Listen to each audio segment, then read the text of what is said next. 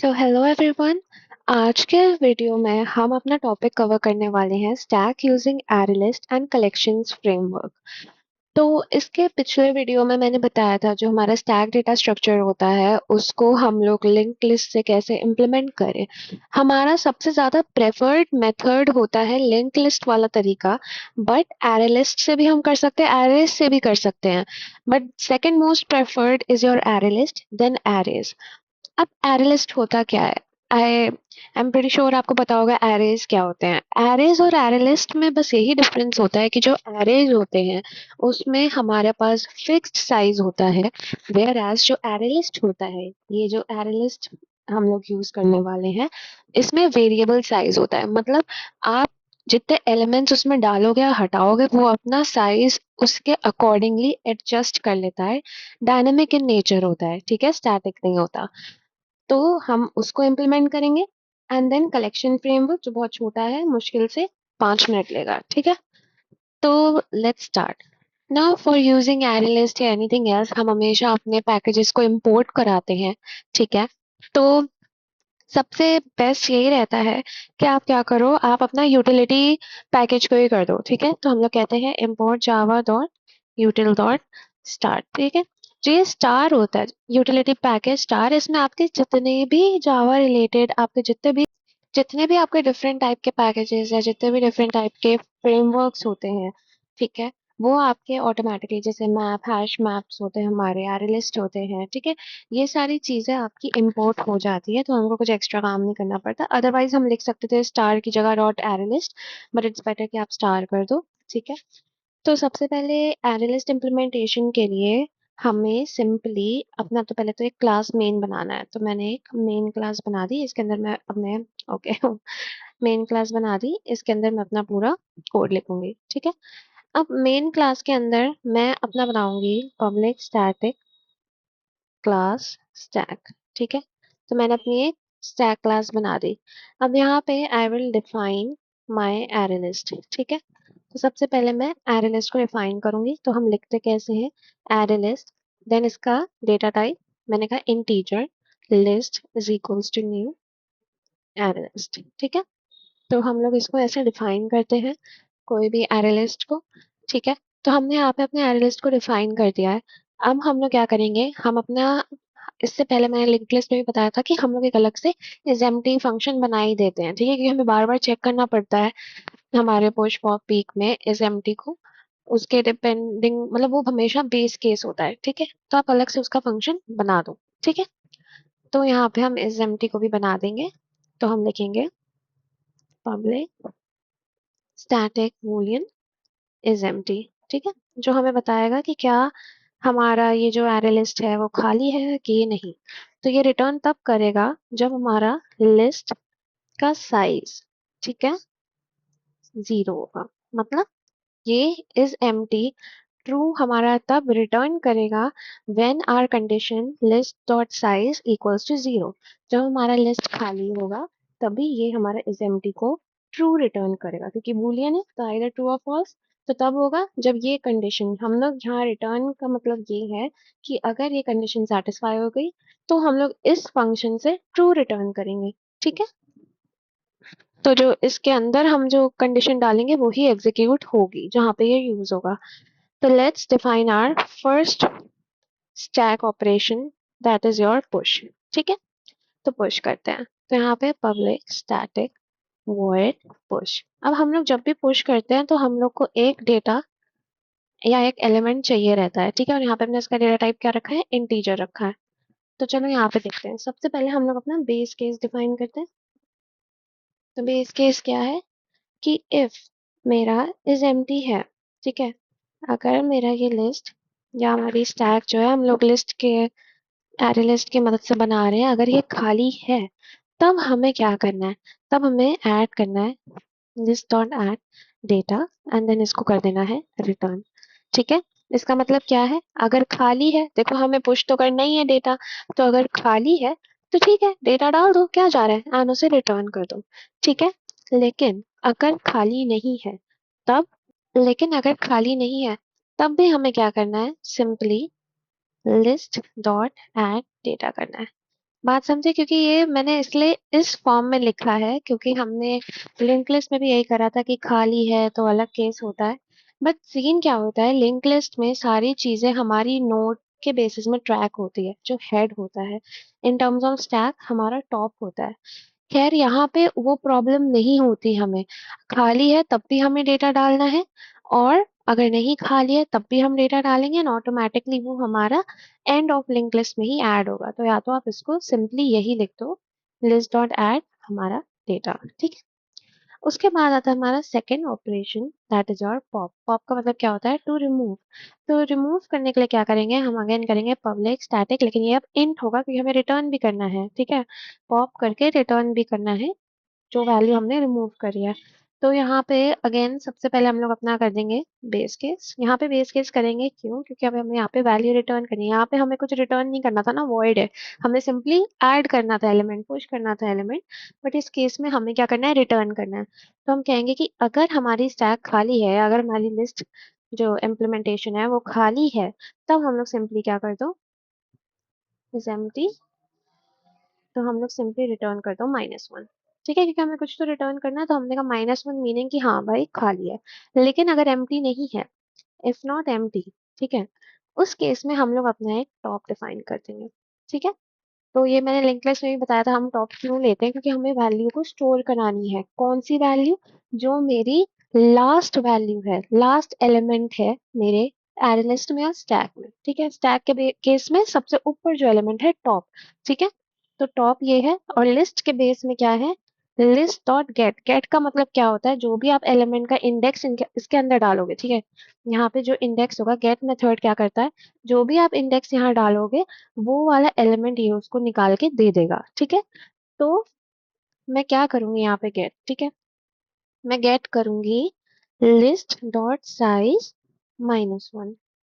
अब बात समझो, लिस्ट अगर सपोज मैंने कहा n साइज का है, तो उसका लास्ट एलिमेंट क्या होगा, n-1, क्योंकि हमें पता है कि नॉर्मली जनरली हम क्या देते हैं, range to 0 to n-1, right. तो मेरा लास्ट एलिमेंट क्या है, n-1, तो वो क्या हो गया, लिस्ट डॉट साइज -1। मीनिंग जो मेरा लास्ट एलिमेंट है उसको गेट कर दो, उसकी वैल्यू को कहाँ डाल दो, टॉप में, ठीक है। तो मैंने उसको यहाँ पे पहले स्टोर कर दिया।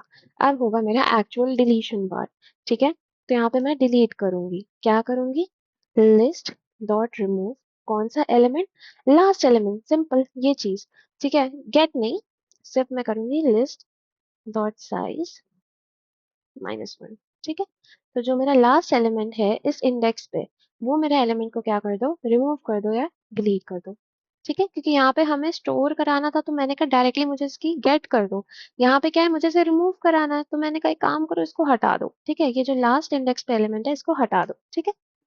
अब यहाँ पे क्या होता है कि अब मैंने जब इसको रिमूव कर दिया, तो मैं क्या कर दूंगी, रिटर्न कर दूंगी टॉप। टॉप है जो एलिमेंट, यहाँ पे हमने लास्ट एलिमेंट यहाँ प्रेजेंट था, इस लाइन में उसको हटा दिया, तो मैंने तभी टॉप को यहाँ रिटर्न कर दिया कि हाँ ये वाला एलिमेंट मेरा हट चुका है। सिमिलरली हमारा पीक होगा, ठीक है। जो मेरा पीक फंक्शन है वो भी मेरे पॉप के जैसा ही होता है, ठीक है। तो यहाँ पे मैं लिख दूंगी पब्लिक स्टैटिक इंट पीक, ठीक है। अगेन इंट, क्योंकि रिटर्न करना है हमें। अगेन यहाँ पे हम बेस केस लेंगे कि अगर इस एम्प्टी, देखो मैं भी प्रैक्टिस कर रही हूँ, आपको भी मैं चाहूंगी प्रैक्टिस करो, तो बार बार इसको टाइप करो, ना कि कॉपी पेस्ट करो, जिससे हैबिट बन जाती है एंड समझ आ जाता है, ठीक है। मसल मेमोरी बन जाती है कि हाँ आपका दिमाग पहले ही काम करने लग जाता है और आपके फिंगर्स उसको ओबे करता है कि हाँ ठीक है, ये मतलब है, ये होना चाहिए, तो ये हो रहा है, ठीक है। अब अगेन यहाँ पे हमें कुछ नहीं करना है, हमें सिर्फ करना है रिटर्न, सॉरी, रिटर्न करूंगी मैं क्या, लिस्ट डॉट गेट, क्योंकि मुझे एलिमेंट को अब गेट करना है। तो सेम जो मैंने यहाँ पे टॉप पे वैल्यू स्टोर कराई थी, मैं इसको कर दूंगी, ठीक है। या तो आप यहाँ पे भी रिटर्न ऐसे एक टॉप को स्टोर कर दो एंड यहाँ पे लिस्ट डॉट वो मतलब रिटर्न टॉप कर दो। अदरवाइज आप सिंपली यही लिख दो, गेट क्या, जो मेरा लास्ट एलिमेंट है, ठीक है। तो मैंने अपने लास्ट एलिमेंट को यहाँ पे रिटर्न कर दिया। तो ये पूरा था मेरा, ये एक्स्ट्रा आ गया क्या, हाँ ये एक्स्ट्रा आ गया, ठीक है। तो ये मेरा पूरा था, क्लास बन चुकी है। अब मैं इसको इम्प्लीमेंट करती हूँ। तो पब्लिक स्टैटिक सबसे बेस्ट लाइन जब ये आती है, इसका मतलब हमारा कोड होने वाला है, वॉइड मेन, क्योंकि यहाँ पे हमें सिर्फ और सिर्फ इन सबको कॉल करना है और इम्प्लीमेंट करना है। तो यहाँ पे मैं अपनी स्टैक बना दूंगी, ठीक है। स्टैक एस, ठीक है। तो यहाँ पे मैंने स्टैक अपनी स्मॉल एस से डिफाइन कर दी है। अब मैं इस पे लगाऊंगी S dot push suppose 1, S dot push second element 2, 3 and 4, ठीक है। देन मैंने लगा दिया एस डॉट पॉप। तो पॉप जब लगाऊंगी तो आप ये चीज समझ लो कि पॉप क्या होगा, 4 विल बी रिमूव, क्योंकि सबसे ऊपर वही है, टॉप ऑफ द स्टैक, ठीक है। उसको मैं हटा दूंगी एंड यहाँ पे अब रिमेनिंग एलिमेंट्स को प्रिंट कर दूंगी, ठीक है। तो मैं क्या करूंगी, while, मैंने बताया था इसका मतलब क्या होता है। इसका मतलब होता है जब तक मेरा स्टैक एस, एक्सक्लेमेशन का मतलब होता है नॉट, मतलब मेरा एस जब तक एम्प्टी नहीं होता है, ठीक है। हिंदी में ही अपने आप को भी समझाओ, जब तक मेरा एस एम्प्टी नहीं होता है तब तक मुझे इसके अंदर जो भी मैं लिखूंगी वो चलाना है। दैट इज प्रिंट करने के लिए सिंपल हम लिखेंगे एस डॉट पीक। पीक क्या करेगा, रिटर्न कर देगा ऊपर की वैल्यू। जब हमने रिटर्न कर दिया है तो हम कर देंगे एस डॉट पॉप। हमने पॉप क्यों किया, क्योंकि एक बार वो वैल्यू हमारी रिटर्न हो गई तो हमें नेक्स्ट वैल्यू पे मूव करना है, राइट। क्योंकि अगर मैं पॉप नहीं करूंगी तो वो सेम वैल्यू वापस दे दी, खत्म, हमें सारे को प्रिंट कराना है, राइट। तो ये तब तक चलता रहेगा जब तक मेरा ये एस एम्प्टी नहीं होगा, ठीक है। So this is our whole code for this. तो अब इसको रन करके देखते हैं। अच्छा ओके, ये एरर आ गया था, आपको भी दिखाती हूँ क्या एरर है। यहाँ पे मैंने अपनी सारी क्लास को स्टैटिक स्टैटिक स्टैटिक स्टैटिक देखो हर जगह बनाया है। देखो स्टैटिक इसलिए करते हैं जिससे हमारे कोई कोड में एरर ना आए, कोई कंफ्यूजन ना हो, चीज हम सिर्फ उसको ही यूज कर पाए जो उस क्लास के अंदर है। हमारा दिक्कत क्या होगा, यहाँ पे देखो हमेशा ये लिस्ट लिस्ट को पॉइंट कर रहा है, क्योंकि हमने जो यहाँ पे लिस्ट डिफाइन करा है उसको स्टैटिक नहीं बनाया। तो मैंने यहाँ पे स्टैटिक बना दिया है। या तो मैं इसको स्टैटिक बना दूं या तो हर जगह से ये जो स्टैटिक आ रहा है हटा दूं। बट देखो it's better to be safe, तो मैंने स्टैटिक बना दिया है, ठीक है। तो अभी इसको रन करते हैं, अब होपफुली या कोई दिक्कत नहीं। सबसे पहले कौन गया था, 1 गया था। देन हमारा 2 गया था, ठीक है। देन हमारा 3 गया था। ऊपर 4 भी होता बट हमने क्या कर दिया, पॉप करवा दिया था उसको। एंड देन जो रिमेनिंग एलिमेंट्स है हमने उसको क्या करा दिया है, प्रिंट करा दिया है। तो this was your array list implementation of stack, alright. तो अब जल्दी से तुरंत हम लोग कर देते हैं अपने कलेक्शन फ्रेमवर्क को, ठीक है। उसको करते हैं इम्प्लीमेंट। मेन क्लास तो होनी चाहिए। हम्म, हटा दो पहले और इतना, ठीक है। अब देखो होता क्या है, इसको मैं लिख देती हूँ फिर बताती हूँ। तो देखो हमारे कलेक्शन फ्रेमवर्क में हमारा ये हो गया था। इसको हटा दो। कलेक्शन फ्रेमवर्क में हमें कुछ नहीं करना है, बस इसको अलग तरीके से हमें डिफाइन करना है। कैसे, स्टैक ऑफ इंटीजर, ठीक है। S is equals to new stack, ठीक है। कैपिटल है ना, सिंपल, बस ये करना था हमें। देखो बस हमें इतना करना था। ये हमारा स्टैक हम कैसे कलेक्शन फ्रेमवर्क से कर सकते हैं, मतलब देखो होता क्या है, ये जो मेरा कलेक्शन फ्रेमवर्क स्टार है यूटिलिटी पैकेज, इसमें सारे हमारे डिफरेंट काइंड के फ्रेमवर्क्स जो होते हैं हमारे जावा में, ठीक है। हमारा stack, Q, link list, array list, जो भी होता है सब हमारे यहाँ पे होता है। हैश मैप, ठीक है, सब होता है, राइट। तो सिंपल मैंने स्टैक क्लास को ही कॉल किया इस कलेक्शन फ्रेमवर्क से और बोला कि इसका टाइप आप रख दो इंटीजर, ठीक है। तो हमने वही यहाँ पे इंटीजर वैल्यूज ला लिया। तो हमने एस बना दिया सिंपल। इस पे पुश पॉप अब यहाँ पे इस केस में प्री डिफाइंड है। जो हमने लिखे थे अभी एरे लिस्ट के केस पे, यहाँ पे अब स्टैक क्लास में प्री डिफाइन है मेरे, कहाँ पे, कलेक्शन फ्रेमवर्क में, ठीक है। तो यहाँ पे मैंने इसको रन किया तो मेरे पास यही आउटपुट वापस से आ गया।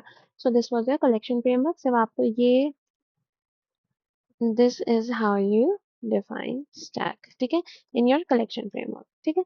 बस ये लाइन का अंतर था, अदरवाइज सब सेम है।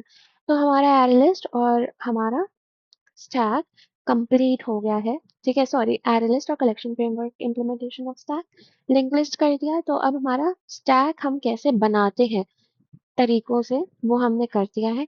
अब मैं नेक्स्ट वीडियो में लाऊंगी हमारे कुछ टॉपिक्स नहीं, क्वेश्चंस या कुछ रिपीटेड टॉपिक्स जो हमारे कॉन्सेप्ट्स यूज होते हैं स्टैक के क्वेश्चंस में, क्योंकि स्टैक जो एक बहुत हैवी वेटेड टॉपिक होता है when we talk about placements and coding round से सबसे ज्यादा इन्हीं से आते हैं अगर हम बात करें। ठीक है। तो इसमें क्या होता है कि जो क्वेश्चंस होते हैं इसके कुछ ऐसा लॉजिक है जो हमारा बार बार रिपीट भी होता है, तो मैं उसके ऊपर नेक्स्ट वीडियो में उसको कवर करूंगी। तब तक आप इसी को रिवाइज करें एंड एंजॉय करें, बहुत मजा आता है। It's just like a game. एक बार आपको लॉजिक समझ आ जाता है तो आपको और मजा आता है कि हाँ हाँ हाँ और कर। ठीक है। So continue learning, continue growing. मैं भी सीख रही हूँ, आप भी सीखें, साथ में सीखते हैं। ठीक है। Okay, bye bye.